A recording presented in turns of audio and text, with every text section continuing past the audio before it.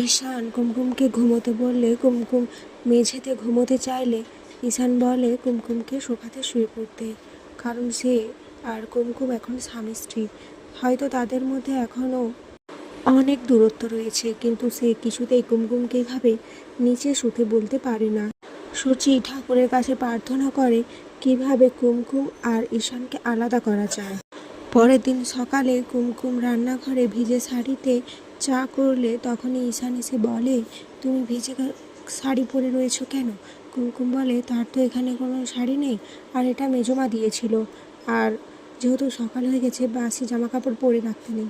ঈশান বলে, তার জন্য তুমি ভিজে জামা কাপড় পরে থাকবে না, তুমি আমার সাথে শপিংয়ে চলো। আম্মা বলে, তুই কেন যাবি না বলছিস? না, আমার দাদুভাই যখন নিয়ে যেতে চাইছে তুই যা। কুমকুম খুব লজ্জা পেয়ে যায়।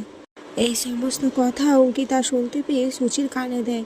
সুচি বলে, যাওয়াচ্ছি আমি ওদের, আমি কিছুতেই ওদের যেতে দেব না, আমি ওদের আটকাবই, আমি ওদের স্বামী স্ত্রী হতে দেব না, আমি এই বিয়ে কিছুতেই মানি না, একজন লেবার আমার বউমা হবে না। তো বন্ধুরা, তোমাদের কি মনে হয় সুচি কি পারবে ঈশান আর কুমকুমকে শপিং মলে যাওয়া থেকে আটকাতে? অবশ্যই কমেন্টে জানিও।